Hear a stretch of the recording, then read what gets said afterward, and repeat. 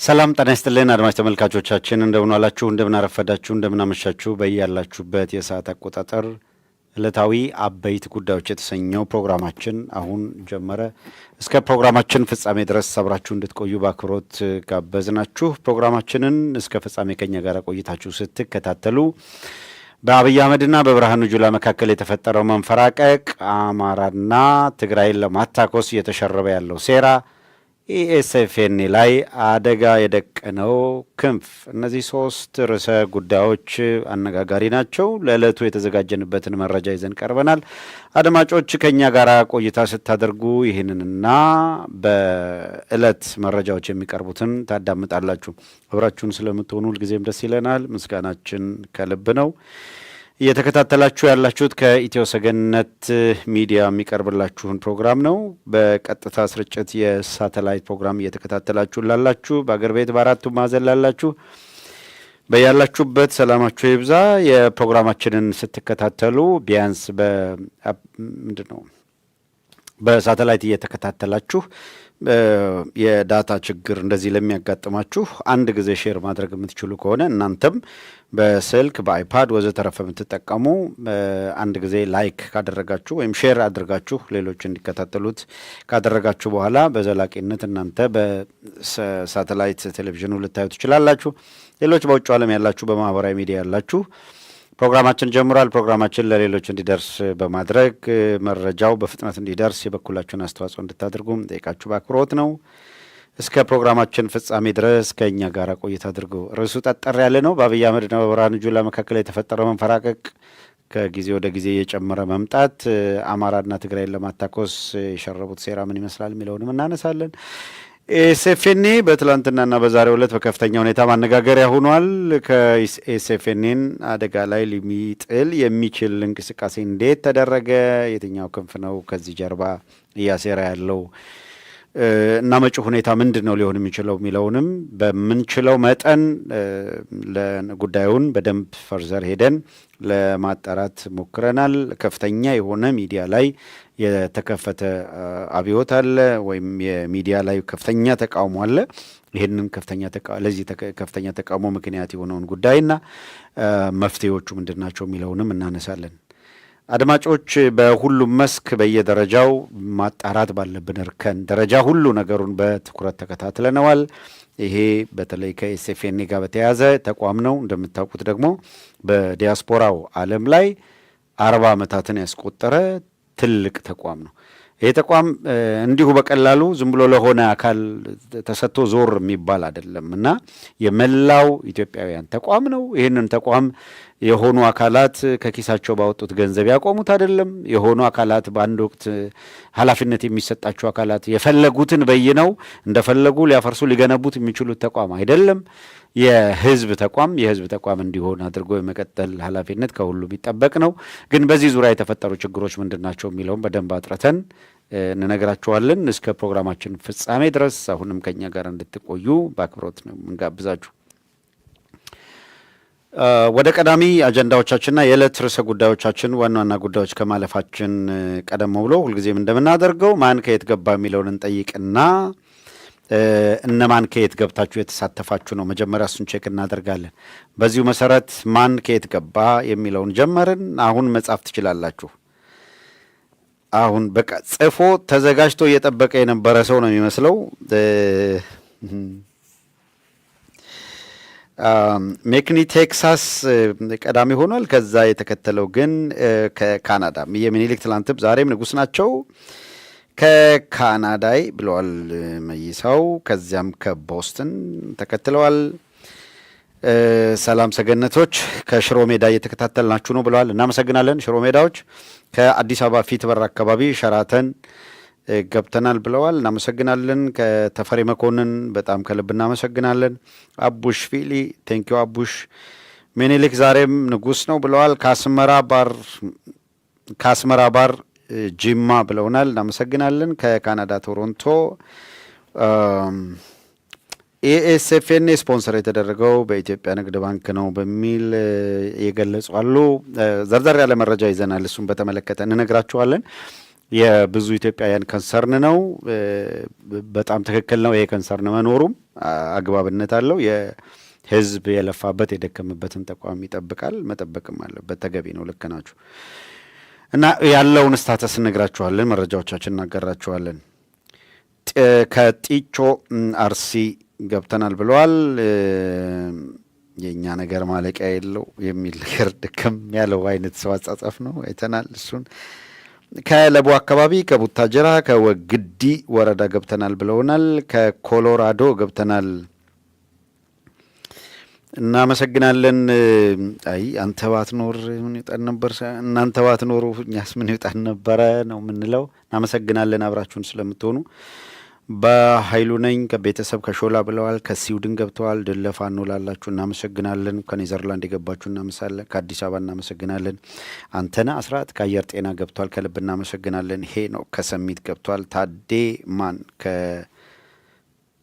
አስታዴ ማንጁስ ነው ከአስኮ ገብቻለሁ ብሏል። እናመሰግናለን። ከላኮ መልዛ ደሴ ገብተዋል። ከቺካጎ ገብተዋል። ከእስራኤል ከናዝሬት ከጀርመን ከቦሌ ቡልቡላ ከአካለ ጎዛይ ከወልቂጤ በጣም የምወደው ስም ነው አካለ ጎዛይ። ፎር ሰም ሪዝን አንዳንዶቹ የሆነ በሁሉም ደስ የሚሉ ስሞች አሉ። ኢትዮጵያም ኤርትራ ውስጥም አንዳንድ ዝም ብሎ ስሰማቸው ደስ ከሚሉ ላኮ መልዛ ደሴ አሁን በጣም ደስ የሚል ስም አይደለም። የሆነ ለየት ያሉ አጅሬጃ ኖራ ሲባል አሁን አዘዞ ድማዛ የሚለው ስያሜዎች ልክ እንደዛ ነው። ላኮ መልዛ፣ አዘዞ ድማዛ፣ አጅሬጃ ኖራ እንደዚህ አይነት ስሞች አካለ ጎዛይ የሆነ ለየት ያሉ ስሞች አሉ። እሺ ከወልቂጤ ኖርዝ ሌሎቻችሁም እስኪ እንደዛ አይነት ለየት ያሉ ስሞች ጻፏቸው። አንተነህ አስራት ከአየር ጤና ገብቷል። ከፓስተር አካባቢ ገብተናል ብለዋል። ከመሿለኪያ ገብተዋል። እናመሰግናለን። ወግዲ ከዲሲ ገብተናል ብለዋል። እናመሰግናለን። ጌጃ ሰፈር ገብተናል ብለዋል። ጎንደር ገብተናል ብለዋል። እናመሰግናለን። አቃቂ ሆላንድ ከአርሲ ነገሌ ገብተናል እየተከታተልን ነው ብለውናል። መልካም ቆይታ። የዘባተሎ ጎረቤት ነኝ ብለዋል። ዘባተሎ ሰላም ብለው ካናዳ ሁለተኛዋ ጎንደርዬ ነች ብሏል መይሳው። እናመሰግናለን። ከዩኬ በሊድስ ከተማ ብሏል። ከአቃቂ አለ፣ ከላስ ቬጋስ አለ፣ ከጨርቆስ አለ፣ ከአዳነች ጓዳ ብሏል። በማማዚያ እንዳትቀለጥም። ከሳሪስ 58 የገባለ እናመሰግናለን። ምኒልክ ዛሬም ንጉስ ነው ብሏል። ከፈረንሳይ ለጋሲዮ ከድሬ ተሬኒም ብሏል። ከአቃቂ ከቀጨኔ መድኃኔ ዓለም ከአያት ቁጥር 3 ጀግናው ተፈራ ማሞ ብሏል። ከቦሌ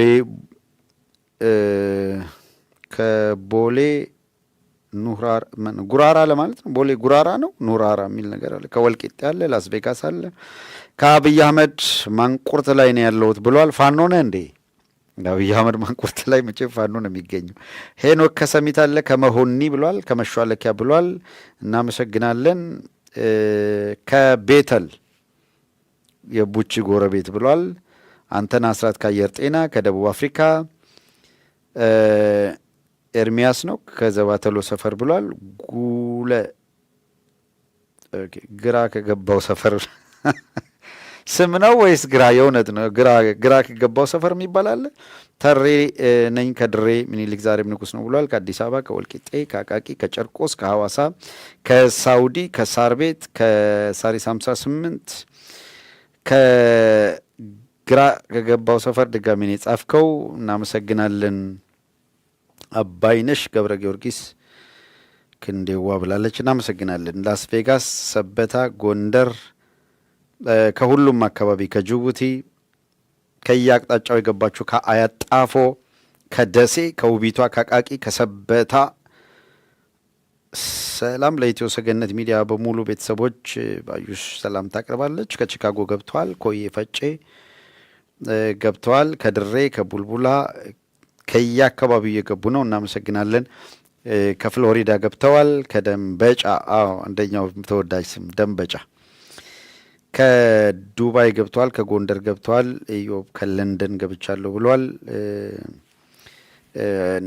ቴክኒሻልም ሰላምታ ያቀረባችሁ እናመሰግናለን። ከወልዲያም ከዲሲም ከ22 ከየአቅጣጫው ሰው እየገባ ነው። በጣም ከልብ እናመሰግናለን እየገባችሁ ላላችሁ።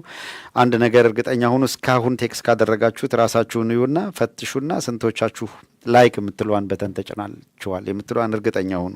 ካላደረጋችሁ በጣም ማለት የገባው ሰውና ላይክ ያደረገው ፈጽሞ ስለማይመጣጠን እስኪ በጣም እልህኛ በጣም ጎበዝ በጣም በእውነት ኢንተራክቲቭ የሆነ በደንብ ተሳታፊ አድርጉና ራሳችሁን ሲምፕል የኔ ትንሿ ስራ ብላችሁ መጀመሪያ ላይክ ማድረግ ሂት ላይክ በተን በቃ እሷን ከዛ ሼር የምትለዋን ነክታችሁ በዋትሳፕ ምናምን በሴንጀር ግሩፖች ያላችሁ ወደ የግሩፑ በተን አድርጋችሁት ለምታውቋቸው ወዳጆቻችሁ ለሆኑ አካላት ለ5 ሰው ለ10 ሰው ደግሞ ሊንኩን ብትልኩት የበለጠ ተደራሽ እንድንሆን ማድረግ ቻላችሁ ማለት ነው።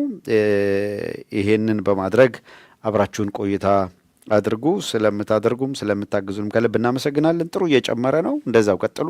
ሁሉንም አድርጋችሁ ላይክ አድርጋችሁ ሼር አድርጋችሁ የጨረሳችሁ አካላት ካላችሁ በትዊተር በኤክስ አካውንታችሁ ላይ ማለት ነው በፌስቡክ ላይ ከለጠፋችሁ ከዛ በዋትሳፕ ቴሌግራም መሴንጀር ካዳረሳችሁት በቃ የሚጠበቅባችሁን አድርጋችኋል። ከዚያ በቀኝ በኩል ያለችዋን የልብ ቅርጽ ኦል ዘ ታይም እሷን ታፕ እያደረጋችሁ ብትከታተሉ መልካም አደረጋችሁ። ለማንኛውም በየመሃሉ አድሚኖቻችን ቴሌግራም ቻናላችንን ፖስት ያደርጉላችኋል። ቴሌግራማችንን ተቀላቀሉ። ሊንኮችን እዩዋቸው። ከስር አድሚኖች የሆኑት የሚያመጧቸው ሊንኮች ተመልከቷቸው። የቲክቶክ አካውንትን ያመጡላችኋል፣ ቴሌግራም ይለጥፉላችኋል፣ የዋትሳፕ ሊንክ እያጋሯችሁ ነው።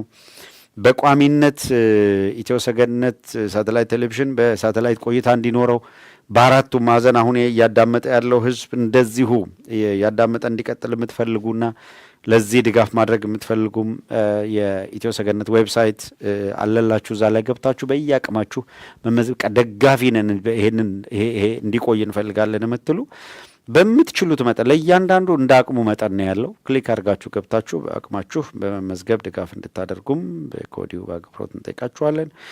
ሌላው እኛን ማግኘት ለምትፈልጉ ሁልጊዜም በሊንኮቹ አሉን። ስልክ ቁጥራችንን እናስቀምጥላችኋለን። ኢሜይል አድራሻችን አለ። በዜል በካሻፕ ወዘተረፈ ድጋፍ ዋን ታይም ድጋፍ ማድረግ የምትፈልጉ ደግሞ እንደዛው ዜል፣ ካሻፕ፣ ዋትሳፕ ቁጥሮች አሉ። እነሱን ቁጥሮች እናመጣላችኋለን። እዛ ላይ ትገቡና በሱ ያው አሁን በስተቀኝ በኩል አለላችሁ እነዚህን ቁጥሮች ተጠቅማችሁ ኮሚኒኬሽን የምትፈልጉና መልእክት የምታስቀምጡ መረጃ የምታስቀምጡ በዚያ ልትመልስላችሁ የሚገባ ጥያቄ የምታቀርቡ በዚሁ አጋጣሚ ነገ ማክሰኞ ነው። ማክሰኞ ደግሞ እንደምታውቁት ሁልጊዜ የተጠየቅ ፕሮግራም የሚቀርብበት ነው። ስለዚህ እዚህ የዋትሳፕ ቁጥር አለላችሁ።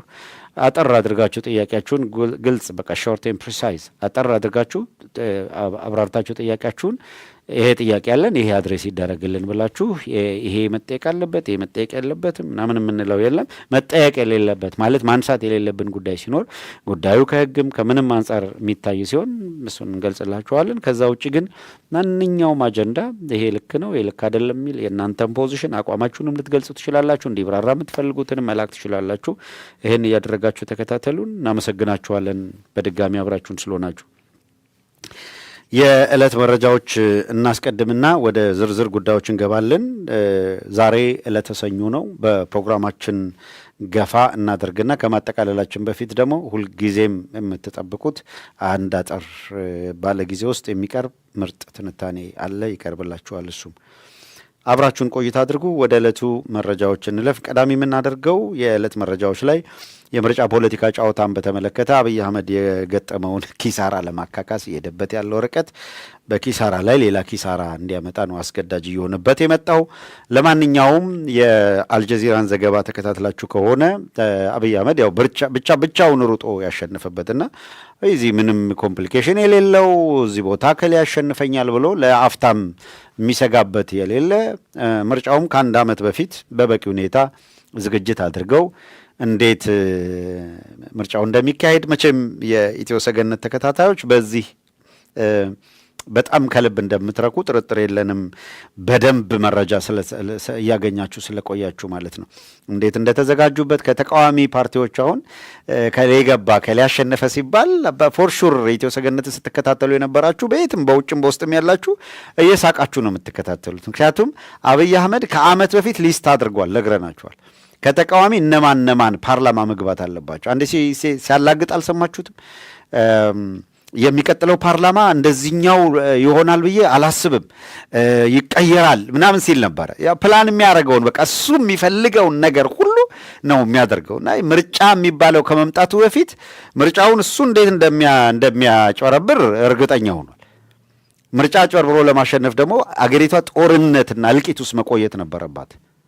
ምክንያቱም የተረጋጋ ሁኔታ ካለ የፖለቲካ ድርጅቶችም ሌሎች አካላትም ሲቪል ማህበራትም ዓለም አቀፉ ማህበረሰብም ምርጫና የምርጫ ጉዳይ ላይ ትኩረት ያደርጋሉ። በቀላሉ ማኒፑሌት የሚያደርገው ነገር የለም። ጠንካራ የፖለቲካ እንቅስቃሴም ሊደረግ ይችላል። እንደዛ እንዳይታሰብ ሰው እንደው ፈጽሞ ምርጫ የሚለውን በአእምሮ ውስጥ እንዳያስገባው አንደኛ በቃ ጭንቅላት የሚያዞር የኑሮ ውድነት እና ባናቱ ታክስ እያመጣ ይጭናል፣ የድጎማ ያነሳል። እንደምታዩት አሁን ሰሞኑን ትልቅ መነጋገሪያ የሆነው የታርጋ ለታርጋ 56,000 ትከፍላለህ፣ 60,000 ትከፍላለህ ወዘተረፈ እና አንዳንዶቹ መኪኖች እንደዛ ተሽጠው ያወጣሉ ወይ ብለው ባለመኪኖቹ እየጠየቁ ባለበት በምን አፎርድ አድርጎ ነዳጅ ነው ለታርጋ 60,000 ብር? ምን አይነት ሚራክል ነው ራሱ ታርጋም በ60,000 ብር። በነገራችን ላይ ታርጋ እንሰራለን ብለው ያለ ውድድር እነሱ ለሚፈልጉት ሰው ሰጥተው ስንትና ስንት ሚሊዮን ዶላር ከባከነበት በኋላ የተጻፈው ታርጋው ላይ ያለው ተጽፎ የተዘጋጀው አዲሱ ምንድነው ታርጋ ሲቀየር ከግብፅ ጋር ተመሳሳይነት ያለው ሆኗል በሚል ኢቲ የሚለው ላይ ኤችአይ እንዲጨመርና ላይክ ኢቲኤች እንዲሆን ኢቲ ብቻ እንዳይሆን የሚል ተባለ። እንደገና አዲሱ ማለት ከዛ መጀመሪያ ላይ የባከነው ያን ሁላ ስንትና ስንት ሚሊዮን ዶላር ወደ ማን አዞሩት? ወደ ህብረተሰቡና አንድ ሰው የዛኛው እነሱ ሲያላግጡ ሲዘርፉ የሰሩትንም ኪሳራ ህዝቡ ትከሻ ላይ እንዲወድቅ አድርገው እንደዚህ ያየ ስታስጨንቀው ማህበረሰቡ የዕለት ጉርስ አጥቶ ሲጨነቅ ቀጥሎ መንግስት ማን ነው ምናምን አይደለም የሚያስበው። ልጆቹን እንዴት አድርጌ ትምህርት ቤት ደርሰው ይመጣሉ አይመጡም፣ እዛ ጭንቅ ውስጥ ነው የሚገባው። እና ህብረተሰቡን በብዛት ማስጨነቅ እና ለምሳሌ ትግራይ የጦርነት ስጋት ውስጥ ሆኖ ከዓመት እስከ ዓመታቱን በሙሉ ስለ ረሃብ እንዲወራ፣ ስለ መፈናቀል እንዲወራ፣ ስለ ጦርነት እንዲወራ አደረገ። ባለፉት 3 ዓመታት አማራው ላይ ከዚያ በፊት የቀዳሚው የሰሜን ጦርነት ሰለባ ባለዕዳ ነው። የጦር አውድማ አድርጎት ከርሟል እንደምታውቁት ለ2 ዓመታት። እንደገና ቀጠለ 3 ዓመት ደግሞ ያኛው የፕሪቶሪያ ስምምነት ብሎ ከቲፒኤልኤፍ ጋር ያለውን ከቋጨ በኋላ አማራ ክልል ገባ። ይህን አውዳሚ ጦርነት ጀምሮ 3 ዓመታት እንግዲህ አስቡት። አሁን የአማራ ህዝብ በየዕለቱ በድሮንና በመድፍ በዙ በሞርታር የሚታረስ ያ አርሶ አደር መሬት በበሬ አይደለም፣ በትራክተር አይደለም፣ በሞርታር ነው እያረሱት ያለው። በእያንዳንዱ አርሶ አደር ቤት እየዞሩ የተቦካ ሊጥ ገልብጠው ደፍተው እየሄዱ በቪዲዮ ነው ያሳየናችሁ። ጎተራ ዘነጣጥለው እህሉን አፍስሰው ጨፍረውበት እንዳይበላ አድርገው ቤት ውስጥ ያሉ ንብረቶችን እያወደሙ ህፃናትን እየደፈሩ መነኮሳትን እየደፈሩ የስነ ልቦና ጥቃት፣ የፊዚካል ጥቃት ምንም ያልደረሰ ምን ጉዳል። ይሄ ሁሉ በሆነበት አማራ ክልል ላይ እንደገና ኦሮሚያ ላይ የምታውቁት ነው። አማራው በዘግናኝ ሁኔታ ሲፈናቀል፣ ሲታረድ፣ እዚህ ምድር ላይ አለ የሚባል ጭካኔ ሁላ ሲፈጸምበት ቆየ። ቀጠለ። ኦርቶዶክሳውያን ይታረዱ ጀመር።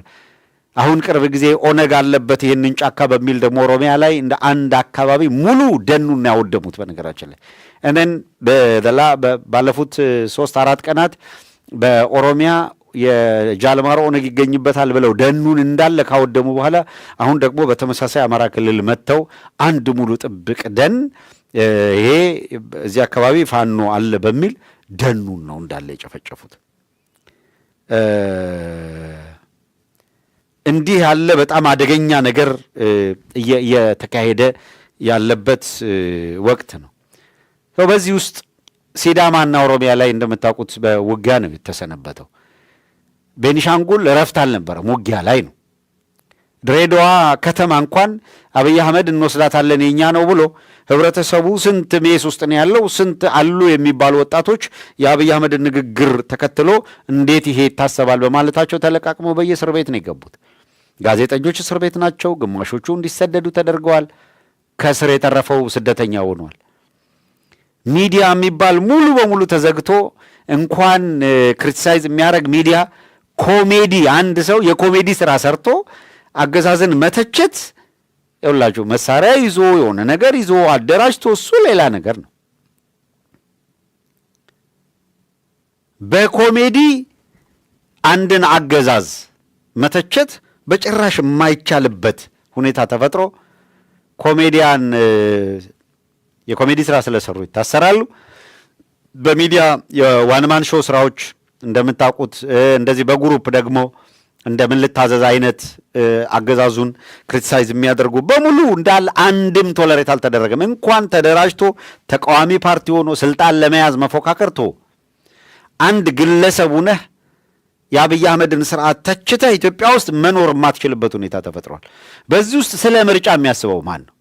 አንድ ኮሜዲ ለምን ተቸኝ ብሎ የሚያስር ሰው ተቃዋሚ ፖለቲካ ድርጅት ተወዳድሮ ስልጣን እንዲረከበው ይፈቅዳል ወይ? አሁን ድንቁርና ካልሆነ በቀር በአብይ አህመድ ምንድነው የፖለቲካ ምህዳር ውስጥ ገብቶ ለመወዳደር ምናምን የሚል ጫወታ ውስጥ መግባት ድንቁርና ነው። ክሊርሊ ድንቁርና ነው። ጋዜጠኛ በሙሉ ታስሮ የውጭ ጋዜጠኞች ዲፖርት እየተደረጉ አገሩን ለቀው እንዲወጡ እየታዘዘ ምንድን ምርጫ ታስባለህ? ሊሆን ይችላል ወይ? በዚሁ አጋጣሚ ከምርጫ ቁማሩ ጋር የተወሰነ ነገር አንስቼ ለማለፍ ነውና ኢህአፓም ተጨምሮ ያለበት የትብብር የሚባለው ፓርቲ ወጣ አለ እና እንደው ምርጫውን ይሄ ምርጫ ቅርጫ ነው፣ ምርጫ አይደለም፣ አስቀድሞ ተሰርቶ ያለቀ ነው። ከተቃዋሚ እነማን ይገባሉ፣ ለፓርላማ እነማን፣ ለክልል ምክር ቤት እነማን ይግቡ ተብሎ እኮ ይሄንን የሚሰራ ከብሔራዊ መረጃ ከኢንሳ ከአርቲፊሻል ኢንቴሊጀንስ ከጠቅላይ ሚኒስትር ጽህፈት ቤት ከፌዴራል ፖሊስ እና ከብሔራዊ መረጃና ደህንነት የተውጣጣ ኃይል ስለመደራጀቱ ከዓመት በፊት ነግረናችሁ ለዚህ ስራ በተለይ ከቴክኒክ ጋር በተያያዘ እያንዳንዱን ነገር በቁጥር በምን ካልኩሌት አድርገው አመራር እየሰጡ አብይ ባቀደው መሰረት የሚያስፈጽሙ አካላት ተሰማርተዋል። ከዓመት በፊት የሚመለምሉ አብይ አህመድ ወይ ሞት የሚሉ ሰዎች በየትኛው ተቃዋሚ ፓርቲ በኩል ቢመጡ ይሻላል ተብሎ ተጠንቶ ተወስኗል። እነ ጣሂር እንዴት ምክር ቤት መግባት እንዳለባቸው ተነጋግረው ዲል አድርገው የትኛው ቦታ ይወዳደራል፣ በለጠ ሞላ የትኛው ይወዳደራል፣ ለከሌ የትኛው ይወዳደራል አስቀድሞ አልቆ ማለት ከዛ እነሱ በሚወዳደሩባቸው ቦታዎች ላይ ፒፒ ተወዳዳሪ እንዳያቀርብ ተነጋግረው ወስነው ለተቃዋሚ ስንት ወንበር እንደሚሰጥ እነማን እንደሆኑ ድርጅቱ አይደለም የሚወስነው፣ ፓርቲው አይደለም የሚወስነው። ከትብብር ለኢትዮጵያ እነማን ለሕዝብ ተወካዮች ምክር ቤት እነማን ለፌዴሬሽን ምክር ቤት ማለፍ እንዳለባቸው የሚወስነው አብይ አህመድ ያደራጀው ይሄ ቲም ነው እንጂ ኢዜማ የሆነ ጊዜ ሰው አዋጣ ተብሏል። አብንም የመጀመሪያው ጊዜ ሰው አዋጣ ተብሏል። ያ ለሹመት ነው። አሸንፍ ያለው ፓርቲ ስልጣን አራለው የሚል ይሄ ምናምን ጫወታ ሰራና አሸንፍ ያለው በሚል የባለፈው ምርጫ ላይ ኢዜማ ሰዎች አዋጡ፣ አብን ሰዎች አዋጡ ብለው የሚሾሙት እንዲሾሙ አድርገዋል። ያው የሚፈልጓቸው እነከሌ ተልከው እንዲመጡ በሚል ተሹመዋል። እነ ጋሻው ግርሻ ፖስታ ቤት የገቡት፣ እነ የሱፍ ኢብራሂም የግምጃ ቤት ጥበቃ የሆኑት፣ እነ በለጠ ሳይንስና ቴክኖሎጂ የሄዱት ከዚህ ጋር የተያያዘ ነው እንደምታውቁት። አሁን ማን የትኛው ቦታ ላይ ያሸንፍ የሚለው ቀድሞ ካልኩሌት ተደርጎ ያለቀ ተሰርቶ ያደረ ነገር ነው። ተሰርቶ ባደረ ባለቀ ጉዳይ ላይ ትብብር ለኢትዮጵያ የሚባለው ድርጅት ምናልባት ሂደቱ ቢጠቀምበት በሚል በጣም ብዙ ሰው በሚዲያም በምንም ፖለቲካ የሚያውቁ አካላትም ምክረ ሀሳብ ነው የሰጡት፣ ፕሮሰሱን ሂደቱን እንዲጠቀምበት። ይሄ ስብስብ ፕሮሰሱን በተመለከተ የምርጫ ቅስቀሳ ወቅት ወዘተረፈ ሊያስተላልፍ የሚፈልገውን መልእክት አስተላልፎ ሂደቱን ተጠቅሞ ነገር ግን ያስቀመጠው ቅድመ ሁኔታ እስካልተሟላ ድረስ ወደ ምርጫው አይገባም ተብሎ ይጠበቅ ነበረ። ምርጫውን ሪዛይን አድርጌ ባለቀ ሰዓት ወጥቻለሁ ካለ ፒፒ ላይ የሚያደርሰው ጫና መከራ ትንሽ ይጨምራል። አትሊስት ጫና ይጨምራል። ተመልካቾች አሉ፣ ሚዲያዎቹ እየተከታተሉ በዚህ መሰረት አብዛኛው ሰው እንደዛ ያደርጋሉ ብሎ ኤክስፔክት አድርጎ ነበር። ይሁን እንጂ ነገርየው ከታሰበው ወይም ከተባለ ውጪ ሆነና አንዳንዶቹ በሽምግልና በምን አፕሮች ተደርገው፣ አንዳንዶቹ መሬት ደራጎት ተቀብለው ነገሮች ሁሉ አቅጣጫ እንዲስቱ ተደረገና አይ በድምፅ ብልጫ ምናምን ገለመሌ ተወሰነ፣ ወደ ምርጫው እንግባ ተብሎ ወደ ምርጫ ገቡ። አስተውሉ።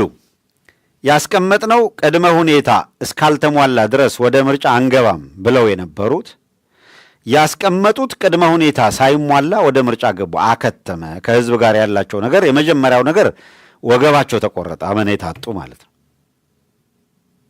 ሁለተኛ ወደ ምርጫው ከገቡ በኋላና ምርጫው ከተካሄደ በኋላ ቅድመ ሁኔታው ሳይሟላ ወደ ምርጫ የገባንበትን ሁኔታ ለህዝብ እናብራራለን የሚል ውሳኔያቸውን ይፋ አደረጉ። አያይዘው ደግሞ ምን አሉ? ወደ ምርጫ የገባንበት ያለ ቅድመ ሁኔታ የገባንበትን ምክንያት እናስረዳለን።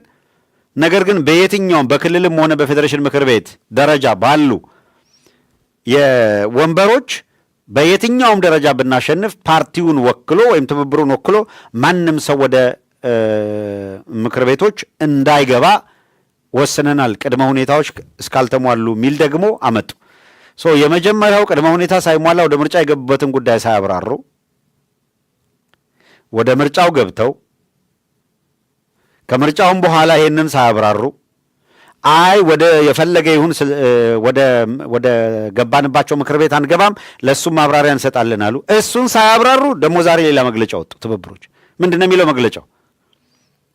ቅድመ ሁኔታዎቹ የሚሟሉ ከሆነ ያሸነፍንባቸውን የምርጫ ወንበሮች ተቀብለን ወደ ምክር ቤቱ ለመግባት የመጀመሪያ ጥያቄያችንን ማለት ወደ ምክር ቤቶች አንገባም የሚለውን ውሳኔያችንን መልሰን እናጤነዋለን የሚል መግለጫ አውጥተዋል።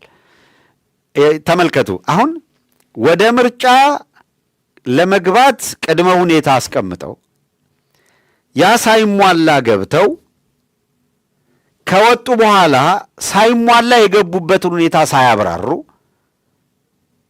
አሁን ደግሞ ከተሟላ እንገባለን ይላሉ። መጀመሪያ ለህዝብ በገባችሁት ቃል መሰረት ብትረቡም ባትረቡም የእውነት ሀቅ ካላችሁ የመጀመሪያው ነገር ያንን ማብራራት ነው በሚቀድመው አዘ ፕሪንሲፕል። እንደው ለዚህ ትችትም ይበቃ አይደለም እውነት ለመናገር እንቅስቃሴው ግን መጀመሪያ ማብራራት መጠየቅ ነው። ቀላሉ ነገር እሱ ነበረ፣ ማብራሪያ መስጠት። ከዚያ ቀጥሎ ያቀረባችሁት ቅድመ ሁኔታ ደግሞ 1 2 3 4 ብሎ እነዚህ ናቸው ቅድመ ሁኔታዎቻችን፣ እነዚህ እስካልተከበሩ ድረስ ወደ ምርጫ እንገባም ብላችሁ እንደገባችሁት ሁሉ አሁንም ደግሞ እነዚህ ሳይሟሉ ወንበር አንረከብም ካላችሁ በኋላ ከተሟሉ ልንረከብ እንችላለን የሚል እናጤነዋለን የሚል ነገር ደግሞ ይዛችሁ መጥታችኋል። ምንድነው ቅድመ ሁኔታችሁ? የትኛውን ኮምፕሮማይዝ አደረጋችሁ? የትኛውን ኮምፕሮማይዝ አላደረጋችሁም? አብራሩት፣ ውጡና። ለምን ይጨንቃችኋል? ሰው እዛ ስትድበሰበሱ ከረማችሁ። ከዛ በኋላ እንደገና ደግሞ ሌላ የሆነች ግርግር ስትመጣ አትሊስት 10ም ሰው ያክብራችሁ፣ 15ም ሰው ይከታተላችሁ። ጆሮ ሰጥቶ የሰማችሁን ሰው ማክበር ያስፈልጋል የሚል ነገር ነው ያለኝ። እዚህ የጨበራ ምርጫ ውስጥ አብይ አህመድ አላግጦባቸዋል። በነገራችን ላይ ትብብሮችን ለተወካዮች ምክር ቤት 2 ሰው አሳልፌላችኋለሁ አላቸው። የክልል ምክር ቤት ደግሞ 5። ቱ ቢ ኦነስት ዝም ብላችሁ ታግሳችሁ ብትጠብቁ ትብብር የሚባለው ፓርቲ ማብራሪያም ሳይሰጥ መግለጫም ሳይሰጥ እነ አብይ አህመድ መጀመሪያ በትብብሩ ስም እንዲያሸንፉ የፈቀዱላቸውን አካላት መግለጫ ሰጣችሁ ተቀላቀሉ ሊሏቸው ይችላሉ። አያገባችሁም እናንተ እኛ ባሸነፍነው ወንበር ገብተን እንታገላለን ብለው እንዲወስኑ ሊያደርጓቸው ይችላሉ። ከዛ ሌላ ግብ ውስጥ ትገባለህ ማለት ነው። ለዛም ሊሆን ይችላል ምናልባት ቅድመ ሁኔታውን እናጤነዋለን ወዘተረፈ የሚል ነገር ያለው አለመታደል ሆኖ ትንሽ እንኳን ይሄ ለህዝብ አንድ የሆነች ነገር ጭላንጭል የምትመስል ተስፋ ካሳዩ በኋላ መልሰው ንፋስ እንደመታው የሳሙና አረፋ ብን የሚሉበት ምክንያት ይገርማል። ሌላው አዲስ አበባን በተመለከተ 158 መቀመጫ አላት አዲስ አበባ። የአዳነች አበቤ መጫወቻ ማለት ናት። 134ቱን የአዳነች አቤቤ ቡድን አሸንፈናል አለ ከ158ቱ። ቀሪውን አዳነች አቤቤ በታዘዘችው መሰረት ለከሌ ልቀቂ የተባለችውን ለቃለች። በዚሁ መሰረት አንድነት አንድ ኢትዮጵያ ፓርቲ የሚባል 4 ሰው እንዲገባ፣ ህዳሴ ትብብር ለኢትዮጵያ የሚል ደግሞ 2 ሰው፣ ኦነግ 2 ሰው፣ ኢዜማ 8 ለአዲስ አበባ ምክር ቤት እንዲገባ አድርገው። በጣም በፈኒ ፓርት ምን መሰላችሁ? ኢዜማ በአዲስ አበባ ማን ነው ኦነግ የኦነግ በኦሮሚያ ክልል በተደረገው ምርጫ ኦነግ ኦሮሚያ ክልል ተወዳድሮ 0 ድምፅ አገኘ ተባለ። እዩት የና አብይ ድንቁርና፣ የነ ሽመልስ ድንቁርና። አሁን እነሱ ብቻ ናቸው ፖለቲካ አዋቂ። የጃልማሮ ኦነግ ጫካ ነው። የፖለቲካ ክንፉ ደግሞ የነ ዳውድ ኢብሳ ከተማ ነው፣ ይታወቃል። ኦነግ የሚለውን ስም እስከያዙ ድረስ ኦህዴዶች የነ አብይ አህመድ ኦህዴድ አቋም ይዘው ስለነበረ መጀመሪያ በድፍን ኦሮሚያ ላይ በተወዳደሩበት ቦታ ኦነግ 0 1 ድምፅ 1 ሰው አላስገባም። ፓራዶክሱን ኦሮሚያ ክልል ኦነግ ተሸንፎ ኢዜማ አሸነፈ። አብይ እንዴት እንደሚጫወትበት ያለ ይሄ ምርጫ ምናምን ፖለቲካ ውስጥ ገብተህ ስትቦካ ዳውድ ኢብሳን አሁን በቁሙ አልቀበረውም አብይ አህመድ። አሁን ከሚኖር ቢሞት አይሻለው? ዳውድ ኢብሳ በህይወቱ ኖሮ ምን ያደርጋል? ዳውድ ኢብሳ የሚመራው ኦነግ የኦሮሞ ህዝብ ከዳውድ ኢብሳ ኦነግ ይልቅ የአብይ አህመድ ጭራ ኢዜማን ይመርጣል ብሎ ተሳለቀባቸው።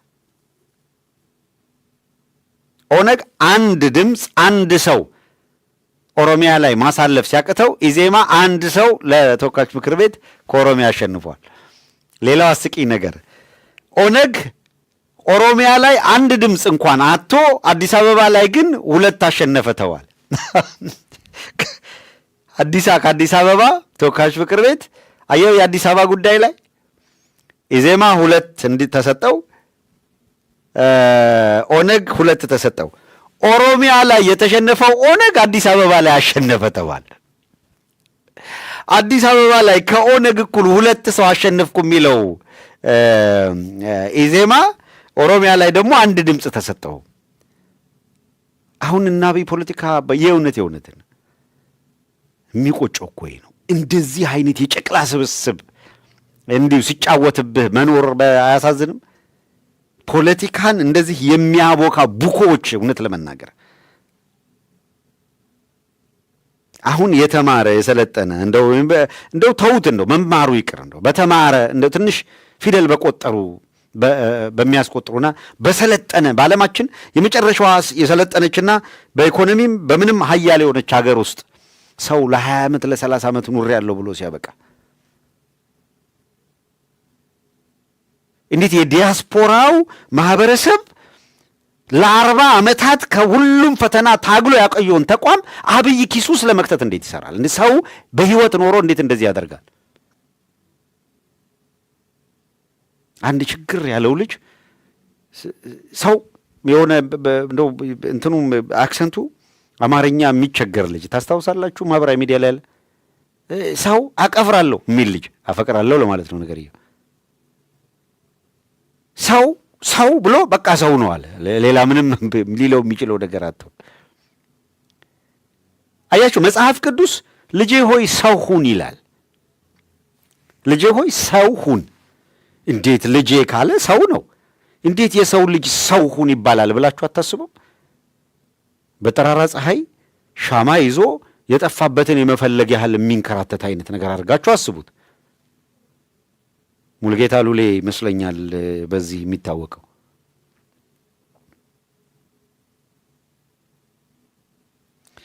እና የእውነት ያሳዝናል። ሁሉንም በየደረጃው እንድንመጣበት እንደዚህ ያለ ጫወታ በምርጫው ላይ ተጫውተው ፓርላማው ከተቃዋሚ አባላት 40 ከግል ተወዳዳሪ 8 ሰው አሸንፎ ገባ ተባለት። በጣም አይደቃችሁም? ከተቃዋሚ 40 ከግል ተወዳዳሪ 8 48 ሰው ፓርላማ ውስጥ ገባ። አብይ ያለውን አስታውሱ። ከዓመት በፊት ይሄ ፓርላማ እንደ በፊቱ አልቀጥል፣ አሁን ምናምን ይገቡበታል፣ የተለያየ አካል ይገባል ብለን እናስባለን ምናምን ሲልህ ራሱ ካልኩሌት አድርጎ ህዝብ ምርጫ ሳያደርግ ስንት ሰው እንደሚገባ እነማን እንደሚገቡ ከዓመት በፊት አልቆ እዚህ ውስጥ አጃቢ መሆን እንደው እንደ ስልት ገብተህ ሂደቱን ተጠቅመህ ማጋለጥ የምትችለው ልታጋለጥ ትችላለህ። እንዴት ታሪክህን የዚህ ሂደት አካል አድርገህ ትጽፋለህ? አንድ በሉልኝ። ሁለተኛ እንደው በፈጣሪ ምርጫ የሚለውን ፖለቲካ የምርጫ ሂደትን በኢትዮጵያ ውስጥ የዲሞክራሲ ሂደትን በዚህ ደረጃ አጨማላልቆ ካበላሸው አብይ አህመድ ጋር አማራ ክልል ባለፉት 3 ዓመታት ጦርነት ከፍቶ ሲቪሊያንን እየጨረሰ ካለ ቡድን አብይ አህመድ ጋር አስተውሉ። ትግራይን ዘኢንታየር ትግራይ የጦርነት አደጋ ጋርጦ ሊዋጋ ሰራዊት አሰልፎ አሰፍስፎ ያለ ሰው አሉ የተባሉ አገር ውስጥ ጋዜጠኛ፣ አክቲቪስት፣ የሰብአዊ መብት ተሟጋቾችን በሙሉ ሰብስቦ ጋሽ ታዲዮስ ታንቱ ጨምሮ እስር ቤት እያማቀቀ ያለ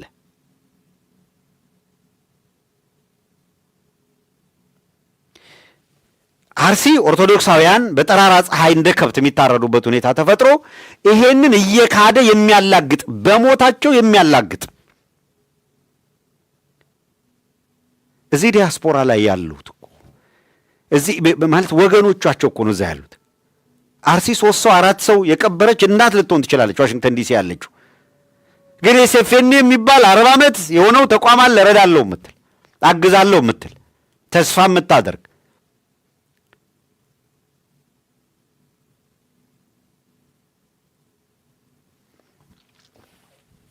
እንዴ ከማን ጋር? እኔም የተወሰኑትን አመራሮች ጥያቄ በጠይቃቸው ከዚሁ ጋር አያይዤ የተወሰነ ነገር ለማለት ያክል ጥያቄ በጠይቃቸው አባትህን፣ እናትህን፣ ወንድምህን በድሮን ፈጭቷቸው ሲያበቃ አንተ መጽሐፍ ስታስመርቅ ስፖንሰር ላርግህ ቢልህ የእውነት እዛ ውስጥ ያለህ አመራር አባትህን፣ እናትህን፣ እህትህን፣ ወንድምህን በድሮን የፈጨው አብይ አህመድ ስፖንሰር ላድርግህ መጽሐፍን የምታሳትምበት ቢልህ እሺ ብለህ አንተ የእውነት እንደዛ ታደርጋለህ እንዴ? እንደዛ ከሆነ ከኢትዮጵያዊነት ብቻ አይደለም ከሰብአዊነት ሁሉ ውጪ ነህ ማለት ነው።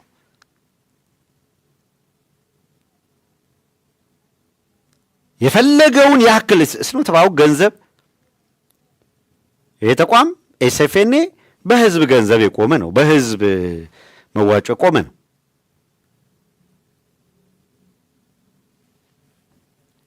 ተጎትቼ ወደዛ ሄድኩት ራሱን አስችዬ የኤስኤፍኤንን ጉዳይ ላነሳ ያሰብኩትን በምርጫ ፖለቲካ ጋር ተያይዞ ነው እያነሳው ያለሁት። እንደዚህ ያለ ሜስ ውጥንቅጥ የጠፋ የምርጫ ፖለቲካ እየተካሄደ ያለበት በቃ በኢትዮጵያ ውስጥ ምርጫ የሚባለው ከሰው አእምሮ እንዲጠፋ ነው ያደረገው አብይ አህመድ በየቀኑ በኢትዮጵያ ውስጥ የሚያደርሰውን በደል። እስቲ በመድኃኒዓለም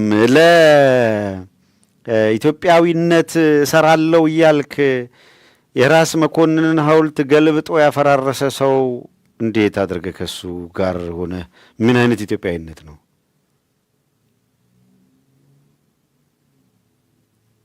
እንዴ? አብይ አህመድ ማን ነው የሚለውን እኮ ከኢትዮጵያውያን ተውና የአውሮፓ ህብረት አሁን ያወጣውን መግለጫ ከረንትሊ የአውሮፓ ህብረት ያወጣውን መግለጫ ካየ በኋላ እንደ ምናምን እንደነካው እንጨት ነው የምትጠየፈው እኮ ለተጠየፈው የሚገባው አብይ አህመድ እና ስርዓቱ በጣም ጥዩፍ የሆነ ስርዓት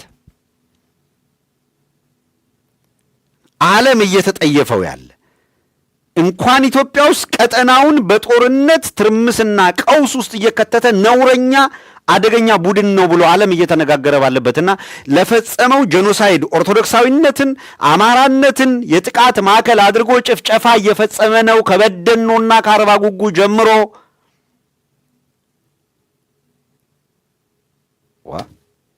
2018 ላይ ይኸውልህ 1983 አማራ ስለሆኑ አርባ ጉጉ ላይ ሲጨፈጨፉ ሲገደሉ ከሞት የተረፉት ሸሽተው አርባ ጉጉ ጫካ ገቡ ይላል። እኔ አይደለሁም፣ የአውሮፓ ህብረት መግለጫ 1983። አሁን 2018 ላይ ያኔ ኦነግ ያንን አደረገ። በተመሳሳይ ሁኔታ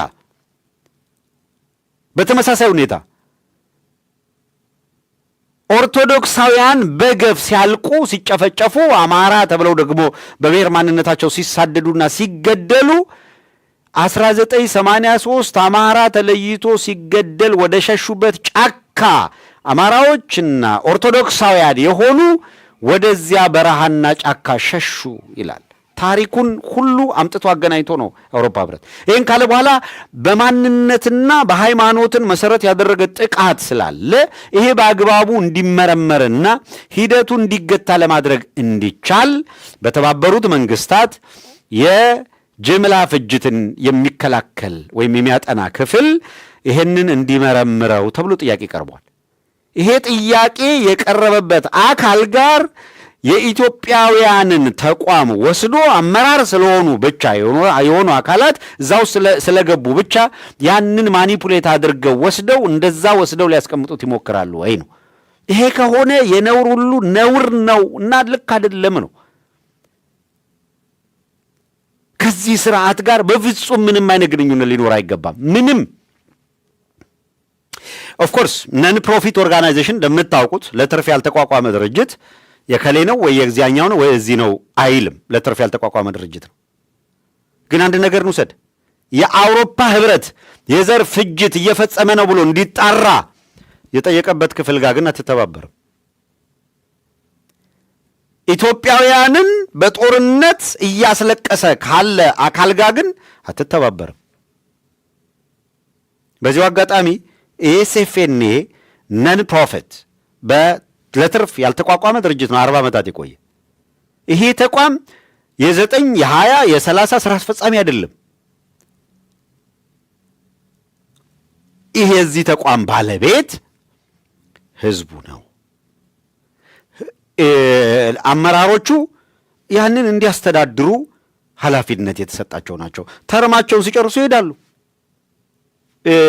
የነገርየው ባለቤት ህጉን ተከትሎ ስርዓቱ ተከትሎ ያው እንዲቀጥል ያደርጋል። ይሄ ነው ሪያሊቲው።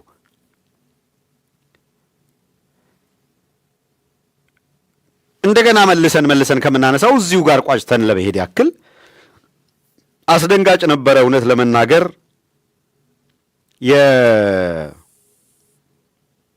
የኢትዮጵያ ንግድ ባንክ እንደምታውቁት የመጀመሪያው ነገር ባጫጊና ማን ነው? አሁን አቤሳኖ ነው ያለው አይደለም? አዎ ያ ባጫጊና የሚባል ሰው አብይ አህመድ ወደ ስልጣን እንደመጣ ባጫጊናን የንግድ ባንክ ኃላፊ ያደረገው። ምናልባት አንዳንዱ አመራሮች በፍጹም የዋህነት ባለማወቅ መረጃ ስለሌላቸው እንደዚህ አይነት የስሁት እሳቤውና ሌሎች በካልኩሌሽን ተመሳጥረው የሰሩት ነገር ውስጥ ሳያውቁት እጃቸውን ያስገቡ አካላት ይሄ ልክ አይደለም ብለው እንደገና አቋማቸውን እንዲፈትሹ የሚያስችል መረጃ ነው ደሊቨር የምናደርገው። ባጫጊና የሚባል ሰው አብይ አህመድ አምጥቶ በንግድ ባንክ ላይ ባለስልጣን አደረገው።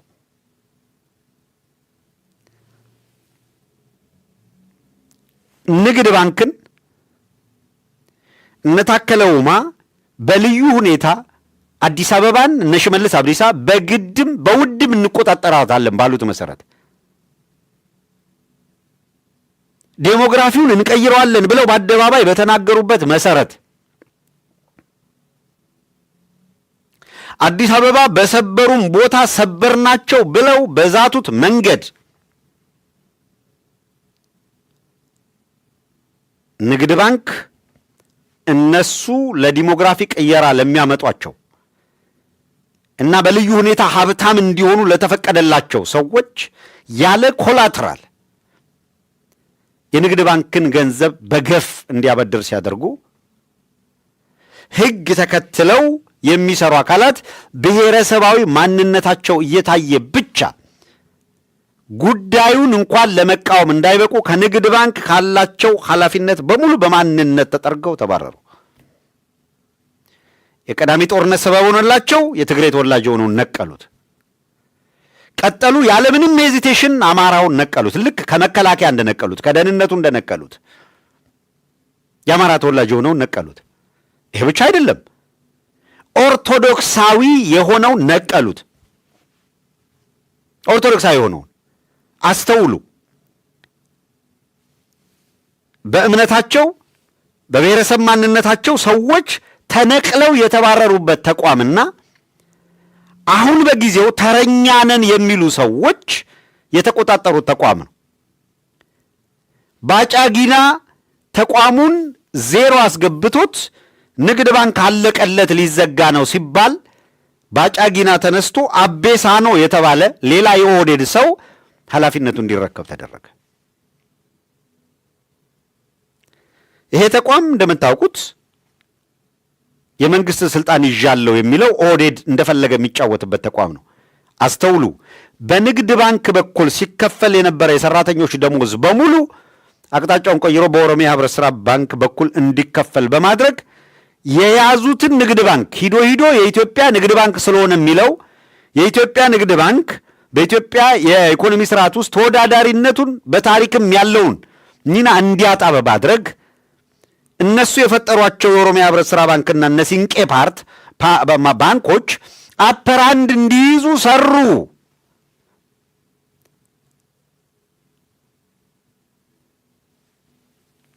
የኤስኤፍኤን አመራሮች ብታምኑም ባታምኑ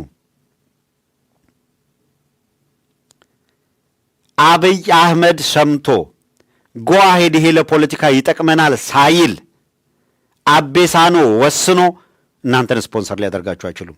10 ብር ፎርጌት 100 ሺህ ብር 10 ብር ስፖንሰር ሊያደርጋችሁ አይችልም። አብይ አህመድ ደግሞ ስፖንሰር ሲያደርጋችሁ ምን ፈልጎ እንደሆነ ለመረዳት ያቅተናል ካላችሁ ከፍላችሁ እንደዚህ አይነቱን ድንቁርና ከፍላችሁ ሰልጥናችሁ ብቻ ነው የምታገኙት። ያልከፈለ እንደዚህ ሊደነቁር አይችልም። ኦነስትሊ በክፍያ እንዲህ አይነቱ ድንቁርና የሚገኘው ከፍለህ በልዩ ሁኔታ ሰልጥነህ መሆን አለበት። ባለማወቅ ሊሆን አይችልም። እያወቁ ደግሞ ለማድረግ የሚሞክሩ አካላት አብይ አህመድ የሚያራምደውን ዓላማ አምነውበት ነው ማለት ነው። አምነውበት ካራመዱ ደግሞ ህዝብ በማናቸው መንገድ ተቋሙን እንዲህ ካሉ አካላት አስጥሎ የህዝብ ተቋም አድርጎ ይቀጥላል። ኖ ዳውት። በዚህ አብይ አህመድ ገና ወደ ስልጣን በመጣ ማግስት መጀመሪያ ያደረገው አስተውሉ፣ የደብረ ጽዮንን ንግግር ኢሱ እያለ አስመራ እየሮጠ አሜሪካ እየሮጠ ዲያስፖራውን እያማለለ እኛ በዚህ አጭር ጊዜ ውስጥ ይደረጋል ብለን ያላሰብነውን ሰራ ያለው ምን እንደሆነ ልንገራችሁ። እነ ብርሃኑ ነጋን ተጠቅሞ የቀድሞ ግንቦት 7ን ተጠቅሞ ዲያስፖራውን መሰንጠቅና ከርካሪ መምታት ነበር። በዲያስፖራ ውስጥ የዚህን የትግል ሂደት ሼፕ ያደረገውን ሚዲያ 2 ቦታ ገንጥሎ መጣል ነበረ። ኤስኤፍኤን አመራሮች አሁንም እንንገራችሁ፣ አብይ አህመድ ወደ ስልጣን እንደመጣ ኢሳትን ለማፍረስ $5 ሚሊዮን ነው የተመደበው። ፎርጌት 100 ሺህ ብር ያንተን የ40 ዓመት ተቋም በ100 ሺህ ብር ነው አንተ ጋር መጥቶ ሊያፈርስ የሚሞክረው። $5 ሚሊዮን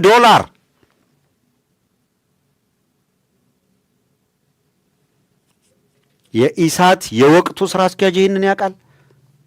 እነ ሲሳይ አጌና ይህንን ያውቃሉ። እነ ፋሲሌን ያለም ይህንን ያውቃሉ። እነ መሳይ መኮንን ይህንን ያውቃሉ።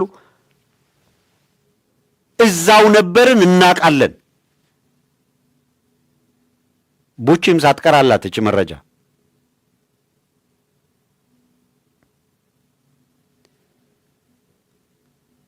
$5 ሚሊዮን መድብ ያለው አለ። ይሄንን $5 ሚሊዮን በፌዝ እያደረገ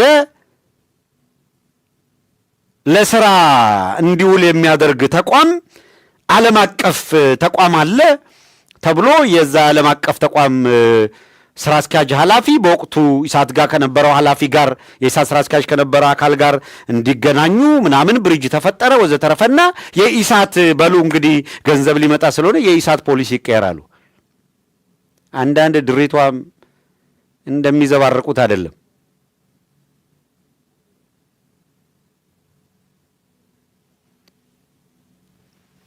ፖለቲካን ለመረዳት እኮ እንደው ቢያንስ በሐቅ ከእውነታ ጋር ፌስ ለማድረግ እኮ ሞራል የሚባል ሃይማኖት የሚባል ነገር አለ እኮ ይጠይቃል እኮ።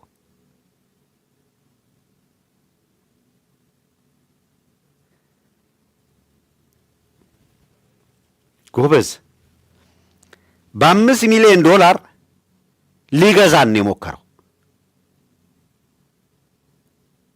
ምናልን የተወሰንን አካላት $5 ሚሊዮን ድጋፍ ነው ወይስ ግዢ ነው? መግዣ ነው? ልንገዛበት ነው? አእምሮአችን እንድናከራይ ነው ወይስ የዚህ ተቋም ስራ አመናችሁበት ድጋፍ ነው? ይሄ ነው ጥያቄው። አይ ድጋፍ ነው። ኦኬ ድጋፍ ከሆነ ማንም ሊደግፍ ይችላል። ግን በጀት የመደበልህ አካል ተጠሪነትህን በጀቱን ለመደበው አካል እንዲሆን ያደርጋል። ፖሊሲህን ልንካ እንዳይመጣ የፖሊሲ ጉዳይ እንዴት ነው የሚሆነው ሲባል አይ እሱማ ይሄ መንግስት የምንቃወመው ሳይሆን የምንደግፈው ነውና እስከ ዛሬ የመጣንበት የፖሊሲ አቅጣጫ ይቀየራል። አሃ ታዳኛ ምን አለን? ታዳ እንደዛማ እያስማማችሁ እየሸጣችሁን ነው። አሁን የምታወጡት $5 ሚሊዮን ነው ይሄ ተቋም የሚያወጣውና እንሽጠው እያላችሁ ነው።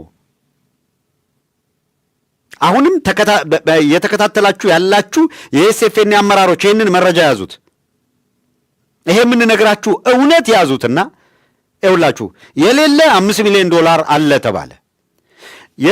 የተቋሙ ስራ አስኪያጅ እንዲሄድ አገሩላ ቀይሮ ሌላ አገሩላ ሄዶ እንዲገናኝ እንዲነጋገር ምናምን አደረጉ።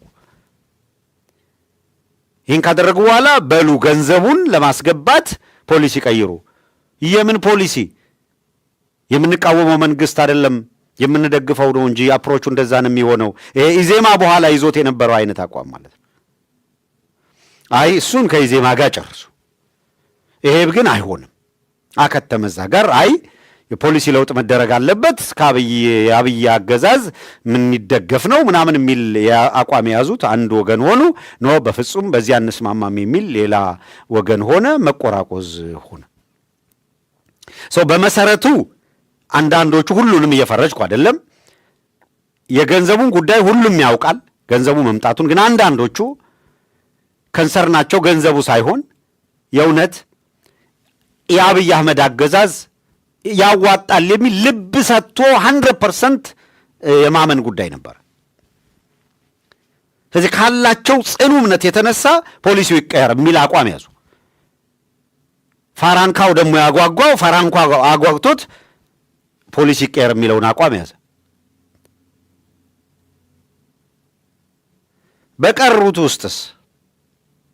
በቀሩት ውስጥ ሁሉም በተመሳሳይ ብረት አቋም ስለያዘ ብቻ አልነበረም የተሰባሰበው። ፋራንካ ያላማለለውም የፖሊሲ ለውጥ መኖር የለበትም ያለውም ይኖራል። ግን ደግሞ ተቋሙ ሲቀጥል ምንድነው አላስፈላጊ የሰው ኃይል ይዟል። ተቋሙ ከሚያስፈልገው የሰው ኃይል አንጻር የተወሰኑ ሰዎች መቀነስ አለባቸው የሚልም አቋም ነበር።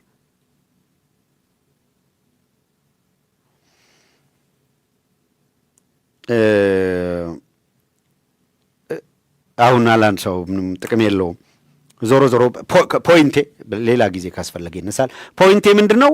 ይሄንን ብሎ ለሁለት ተከፍሎ ፖሊሲ ይቀየር አይቀየር በዚህ ግጭት ተፈጥሮ እከሌ ይቀነስ እከሌ አይቀነስ ለሁለት ተሰንጥቆ ተቋሙ ችግር ውስጥ ሲወድቅ 5 ሚሊዮን ቀርቶ 5,000 ብር ሳይሰጥ ለተቋሙ እሰጣቸዋለሁ በሚል ቃል ብቻ ተቋሙን አፍርሶ ኢሳት አዲስ አበባ ገባ የሚል ዜና አስነግረው ሄዱና አንዳርጋቸው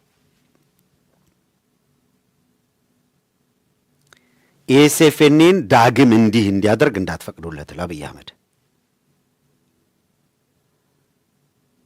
የአቤሳኖን 100,000 ብር ኋላ ኪስህ አድርገህ እዛው ተቀመጥ በሉት። አትነካኩ። ኤስኤፍኤን የገንዘብ ችግር ከገጠመው የገጠመውን የገንዘብ ችግር ለፐብሊኩ ለህዝቡ አቅርቦ ድጋፍ ማሰባሰብ ይችላል። የገንዘብ ችግር ሲያጋጥምህ ሂደህ ያገዛዙ ኪሱስ መግባት በፍጹም ትክክል አይመጣም። ግልጽ መሆን አለበት።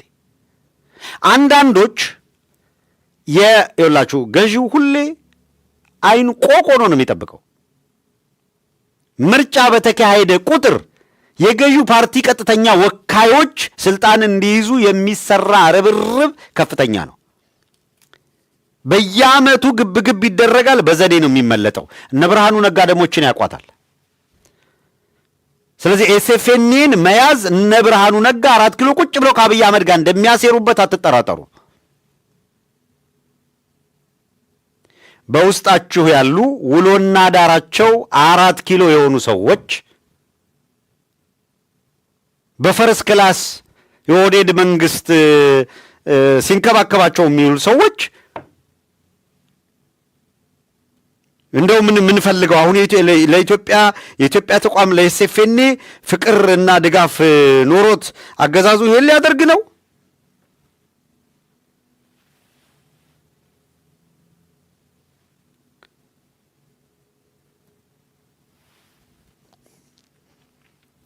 ይሄንን በፍጹም ልታስቡት ልታልሙት የሚገባ ጉዳይ አይደለም።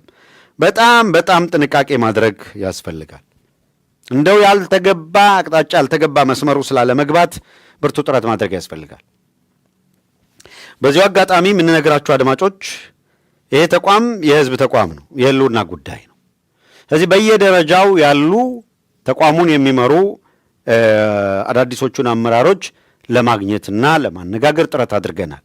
ከንሰርናችንን ስጋታችንን ወደ ሚዲያ ከመምጣታችን በፊት ነግረናል። ሚዲያ ላይ መተን ማብጠልጠል አይደለም የፈለግነው። ተቋሙን ከስጋት እንዲጠብቁትና ከሰርጎ ገቦች እንዲከላከሉ። በእርግጠኛነት የምንነግራችሁ ሰርጎ ገቦቹ ካሸነፉ እና ተቋሙ ከተሸጠ ለዚች ተርም የኤስኤፍኤን ስፖንሰር ንግድ ባንክ ሆኖ ይቀጥላል። ያ ማለት ተሽጧል ማለት ነው። ያ ከሆነ በእርግጠኛነት የምንነግራችሁ ቢያንስ የእኛን መናገር እንችላለን። ሆቴሉም ይቅለጥ፣ የአውሮፕላን ትኬት ይቅለጥ፣ በፍጹም ዝር አንልም። እዛች ቦታ ላይ ተገኝተን ታሪክ አናበላሽ።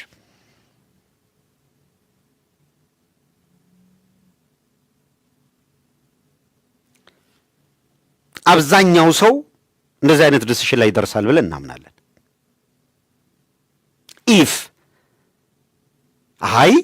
እንቀጥላለን የአብይ አህመድ 100 ሺህ ብር ያዋጣናል ተብሎ ከተሄደ ይሄም ሆኖ ግን የአብይ አህመድ 100 ሺህ ብር ያዋጣናል ብሎ ወስኖ ቢሄዱም እንኳን እችን ያሁኗን ቶርናመንት ምናልባት ከከፍተኛ ተቃውሞ ጋር 20-30 ሰው ይዘው ሆይ ብለው ሊያልፉ ይችላሉ በኪሳራ። ልክ አብይ አህመድ አሁን በወደቀበት በከሰረበት ምርጫ አሸንፍ ያለው እንዳለው አይነት ነገር ሊሞከር ይችላል። ጉሮሮ ለጉሮሮ ተናንቀው ጉርቢላ ለጉርቢላ ተናንቀው እንደ ህዝብ ግን የዲያስፖራው ይህን ተቋም መልሶ ከአብይ አህመድ ነጥቆ የህዝብ ያደርገዋል የሚል ምንም ጥርጥር የለኝ። ከፍተኛ ትግል ለሚደረገው ሰው ኢትዮጵያ ውስጥ ያለ የሚባል ተቋም በሙሉ አፍርሰው ጨርሰው እዚህ ዲያስፖራው ጋር አለ የተባለና የቀረ ለማፍረስ የመጡበት መንገድ ስፖንሰር ፈላጊ እንመጣላችኋለን። በነገራችን ላይ ስፖንሰር ፍለጋ የስፖንሰር አፈላላጊ መስላችሁ የተጠጋችሁ ይህን ተቋም ወስዳችሁ አብይ አህመድ ኪሱ ስለመክተት ከዚህ በፊት ከአዳነች አበቤ ጋር ምን ስትሰሩ እንደነበረ ምናቃችሁ ሰዎች ማስረጃችንን ይዘን እንመጣለን። የእናንተ ኪስ እንዲሞላ ሌላ የምትሞዳሞዱትን ሄዳችሁ እዛው ከአዳነች አበቤ ጋር ቀሚስሽ ምን ያህል ይሰፋል በሏት። እዚህ መታችሁ ግን 40 ዓመት የተለፋበትን የዲያስፖራ ተቋም ወሰዳችሁ አብይ አህመድ ኪሱ ስለመክተት የምታደርጓት ሙከራ ግን ነው አይሰራም። ያለምንም ሀፍረት ያለምንም መሸማቀቅ ፍየል ከመድረሷ ቅጠል መበጠሷ እንዲሉ አንድ ጠረጴዛ ሞልቶ ከንግድ ባንክ ጋር ተፈራረምኩ የሚል ዜና ለመስራት የተጣደፈው ሰው ያለው አዲስ አበባ ነው። አዲስ አበባ ታዲዮስ ታንቱን አስራ፣ መስከረም አበራን አስራ፣ እነ ፕሮፌሰር ምናምንን አስራ ለምን ኦርቶዶክሳውያን ይገደላሉ ብሎ ጥያቄ የሚጠይቅ አስራ መብት የሚጠይቅ ዜግነት ቀምተው አገር እንዳትገባ ብለው የሚከለክሉባት አገር በፈረስ ክላስ እንዲመላለስ የፈቀዱለት ሰው ኤስኤፍኤንኤ የህዝብ ተቋም አድርጎት ይቀጥላል ብሎ ለማመን በጣም ይቸግራል። አሁን ግለሰቡ ላይ በተለየ ሁኔታ ሲደረግ የነበረ ክትትልም ግምገማም ምርመራም በከፍተኛ ሁኔታ መቀጠል አለበት። ኤስኤፍኤንኤም በደንብ መርምሮ ይሄ ሰው ከአገዛዙ ጋር ያለው ግንኙነት ምንድን ነው፣ የእውነት እንደ ተቋምስ እንደዚህ አይነት ውሳኔ ማስቀጠል ያስኬዳል ወይ መርምረው በፍጥነት ይሄንን አቋማቸውን ቢቀለብሱ ነው የሚሻለው። ሃይ ፕሮባብሊ እዛ ላይ ያሉ አመራሮች ይሄንን አደጋ በደንብ አጢ ነው አፍተር ኦል ትክክል ነን ብለው ቢያምኑ እንኳን ህዝብ ትክክል አይደላችሁም እስካለ ድረስ ተቀብለው ብለው ቢያምኑ እንኳን አንድም ትክክል አይደለም፣ የእውነት ትክክል አይደለም።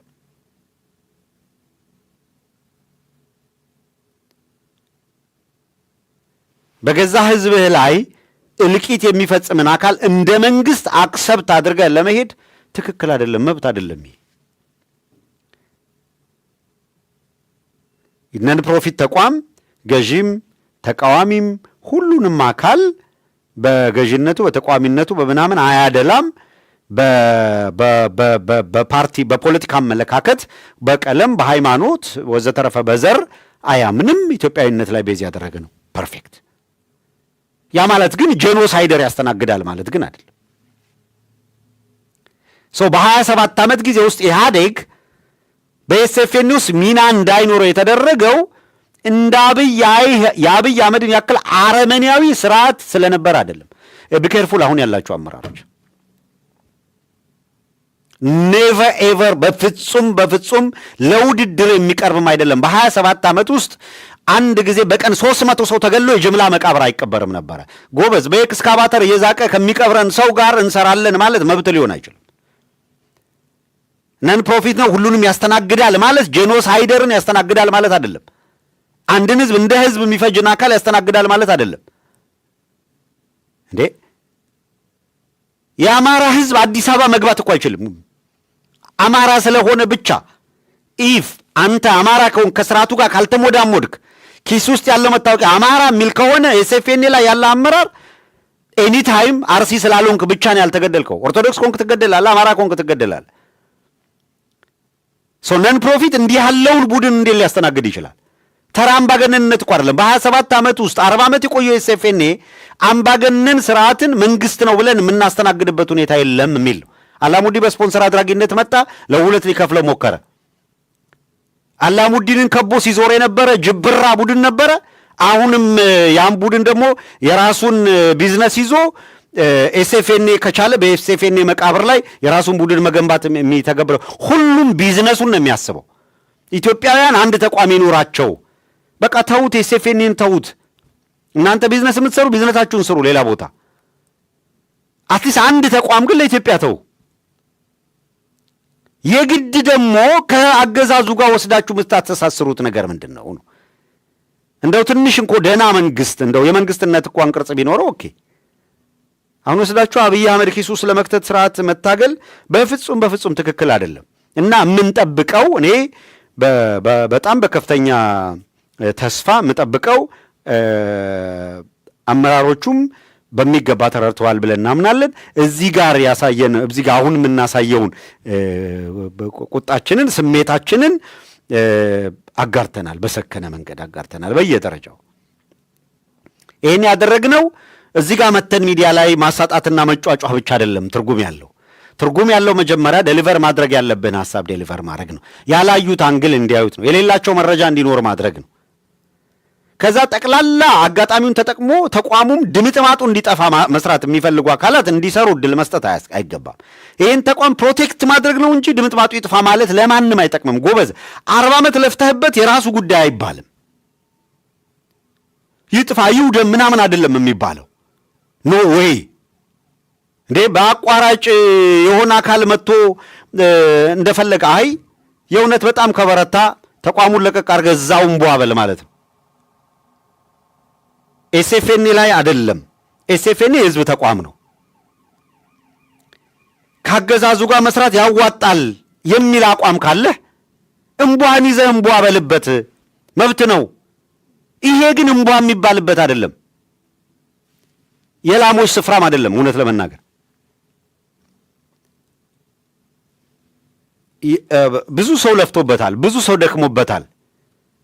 እና ቶሎ አይተው የሚያስተካክሉ ከሆነ አስተካክለው በእርግጠኛነት እንደዚህ አይነቱን ውሳኔ ቀልብሰው ህዝብን ሰምተው ተቋሙን ፕሮቴክት አድርገው ያሳዩናል ብለን እናስባለን። ይሄ ካልሆነ የህዝብ ትግል ይቀጥላል፣ ህዝብ ትግል ያደርጋል እና ተስፋ የምናደርገው ይሄንን ነው። ነገር ግን ዘመቻው በማህበራዊ ሚዲያም በምንም ያለው ዘመቻ እንደው ከናካቴው ጠቅላላ ተቋሙን የሚያፈርስ መሆን የለበትም። የተቋሙ ህልውና እንደተጠበቀ ግን ደግሞ አጋጣሚውን ተጠቅመው ወስደው አገዛዙ ኪሱ ስለመክተት የሞከሩ አካላት ግን በፍጥነት ይህንን ነገር አርመው ዳግመኛም እንዲህ አይነት ሙከራዎች እንዳይደረጉ ገለልተኛነትን መጠበቅ ማለት በፖለቲካ አመለካከቱ ምክንያት ማንም ሰው እዚህ ትሳተፋለህ አትሳተፍም ተብሎ አይባልም። መገለል የለበትም ምናምን ትክክል ነው። አየው ለአንድ የተቃዋሚ ድርጅት ሆኖ በኢትዮጵያውያንና በኢትዮጵያ ላይ አደጋ የደቀነ ከሆነ ተቃዋሚ ስለሆነ ከገዢው ጋር አይባልም። አይደለም እንዴ? ልክ እንደዛ ሁሉ አንድ ገዢ ነኝ ብሎ አገሪቷን የተቆጣጠረ አካል እኔ ገዢ ነኝና የፈለግኩትን ማድረግ እችላለሁ፣ ያውም በዲያስፖራው ዓለም። ጎበዝ እንደው በጣም በጣም እንደዚህ አይነት ፋውል እንዳትሰሩ አደራችሁን። ታሪካችሁም ይበላሻል በጣም። የአብይ አገዛዝ እንረሳዋለን ብላችሁ ነው እንደምታስቡት? 2 ወር እኮ አይሞላውም። አስከሬናችሁ መጥቶ ኢትዮጵያ አይቀበርም። ዲያስፖራ እዛ የምትኖር እዛው ሙት ነው ያለ። የምን ስፖንሰር ነው የምታወራው? በገዛ ሀገሩ ዲያስፖራ መጥቶ ኢትዮጵያ ላይ መቀበር አይችልም አይደል እንደ ያለው ዳንኤል ክብረት። እና ከዳንኤል ክብረት ስፖንሰር ትቀበላለህ? መቃብር ከከለከለ ሰው ምንድነው እየተካሄደ ያለው? መቃብር የተከለከለ በገዛ ሀገርህ አትቀበርም፣ ዋሽንግተን ነው የምትኖረው፣ እዛ ዋሽንግተን ኑር የተባለ ዲያስፖራ የዚህ ተቋም ባለቤት ነው። ቅድም እንዳልኳችሁ ነው። አብይ አህመድ ምን ለዲያስፖራ ጥሩ ነገር አለውና ነው? ከ10 ዓመት ከ20 ዓመት ወደ በኋላም እየተመለስኩ አይደል እንደ ህግ ያወጣው። አሁን በቅርቡ ህግ ያወጣ ነው። የሚያወጣው ህግ ምንም የለው። 20 ዓመት ወደ ኋላ እየተመለሰ ገንዘቡ የመጣበትን መንገድ እያጣራሁኝ ንብረት ወርሳለሁ እያለ እኮ ነው። ጎበዝ በጣም በልክ እናድርገው ነገሩ። በማናቸውም መልኩ ወይ ታሪክ የምትጽፉበት ኤስኤፍኤን አሁን የመጣችሁ አዳዲስ አመራሮች ታሪክ የምትጽፉበት ህዝብ ማዳመጣችሁን፣ አመራር ላይ የተሻለ መሆናችሁን የምታስመሰክሩ የምታሳዩበት አሪፍ ውሳኔ ትደርሳላችሁ። አሊያም ደግሞ የእናንተንም ታሪክ የሚያበላሽ ሌላውን የሚያበላሻሽ ነገር ታደርጋላችሁ። ይህንን በሚገባ በምንችለው መጠን ነግረናል። የሐሳብ ትግል አድርገናል። በአደባባይ እየተናገርን ያለነው 5 ሚሊዮን መድቦ ለሌለ ሚሊዮን ኢሳትን ማፍረስ እንደተሳካለት አሁንም 100 ሺህ ብር መድብ ያለው ብሎ እንደዚህ አይነት ጫወታ ከዚህ በፊት እኮ ሞክረዋል። በነገራችን ላይ ላስቲር የኦሮሚያ ህብረት ስራ ባንክ ስፖንሰር ላድርግ ብሎ እንደጠየቀ ታውቃላችሁ። ኦሮሚያ ባንክ ኤስኤፍኤንን ስፖንሰር ላድርግ ብሎ መጣ። ሊጫወቷት እኮ ነበር ጫወቷል። ላስቲርም አባከና ዞር በል ተባለ። አንድ በሉ። ሁለተኛ ላስቲር ታስታውሳላችሁ፣ ኤስኤፍኤን የሚገርም ስራ የሰራበት ዓመት ነው። እኛም ወገባችንን ታጥቀን የኤስኤፍኤንን ስራ የዘገብንበት ወቅት ነበር። በደንብ የምታስታውሱታላችሁ። የሚገርም ሾው ነበረ። ክሎዚንግ ሰረሞኒው እነ አብይ ሁንልኝ ነው ቸርማን የነበረው በዛን ጊዜ ላስት ይር ማለት ነው። የክሎዚንግ ሰረሞኒው እንዴት እንደሚያምር እንደነበረ የሚገርም ነገር ነበር። ይሄ እና አብይ አህመድን ጨርቃቸውን ነበር ያስጣላቸው። የኢትዮጵያ ቅርሶች የኢትዮጵያ ነገስታት በሰማዩ ላይ የታዩበት የሚገርም እንዳውም እኛ የሁለት አብዮች ወግ ብለን የሁለቱንም አብይ የራሱን ፎቶ ሰማይ ላይ ያሳያል። አብይ ሰፌኔ ደግሞ የሚገርም ትርኢት ኢትዮጵያውያንን ከልብ ደስ ያሰኘ ነበረ። አንድ ፋውል ተሰርቶ የነበረው አንድ ስህተት ተሰርቶ የነበረው ከዘፈን ጋር የተያያዘ ነው። እሱም በነገራችን ላይ ስር የሰደደ ያገዛዙ እጅ አልሳካ ብሎት ነበር እንጂ ያኔም እንደነበረ የምታዩት ዘፈን እንዲዘፍኑ የታዘዙ አካላት ኢትዮጵያ ዘፈኑ ተቆርጦ የዳኘው አለ ዘፈን አማራ የሚልበት ተቆርጣ እንድትወጣ ተደርጎ ትርኢቱን ኢትዮጵያ ውስጥ አማራ የሚለው ኖሮ ትርኢት አታቀርቡም የተባሉ ልጆች ናቸው መጥተው እዚህ ትርኢት ያቀረቡት። ዘፈኑ አካባቢም እኮ ምንም የለም እኮ አይደለም፣ ጫወታ የተጫወቱ እኮ አሉ። ግን ደግሞ ኤክስትሪም ተለጥጦ ጠቅላላ ተቋሙ እንዲፈርስ የሚያስችል ካምፔኑን ደግሞ አልደገፍንም። በጣም በጥንቃቄ ከዛ በሂደት አጣራ ነው ነገሩን። አመራሮቹ በተለይ ዋና አመራሮች ጉዳዩን እኛ ከሰርን ያለን ያክል ሲሪየሱ ነው ነገሩን አይተው መርምረው በእውነቱ መስተካከል ያለበት ወዲያውኑ እንዲስተካከል አድርገው ሆን ተብሎ ያልተደረገ እንደሆነ አድርገው ምናምን ቀጥለዋል። ግን ከዛ ጊዜ ጀምሮ በእንደዚህ አይነት ሁኔታ ውስጥ አብረው እዛ ተሰግስገው ያሉ አማራ ሲባል የሚነዝራቸው በአመለካከት እና አብይ አህመድ ኢትዮጵያ የተሰራችው በአማራና በኦርቶዶክስ ባህል ነው ብለው ነው አማራና ኦርቶዶክስ የሚጨፈጭፉት። ስለ ኢትዮጵያዊነት ሲነገር የና አብይ አህመድን አመለካከት የያዙ አካላት በሙሉ ምን ሊሰማቸው እንደሚችል ግልጽ ነው። ከነ አብይ አህመድ ጋር አሰላለፍ ያደረጉ አካላት መሰል ነገሮች ይሰራሉ። ይሄ ድሮ በኤስኤፍኤን ያልታየ በተለይ በዘፈን በምን ጉዳይ ላይ እንደው ተነስቶ የማያውቅ ከሌ ተጋበዝኩ ከሌ አልተጋበዝኩ የሚል ቅሬታዎች ሊነሱ ይችላሉ ዋዴቨር።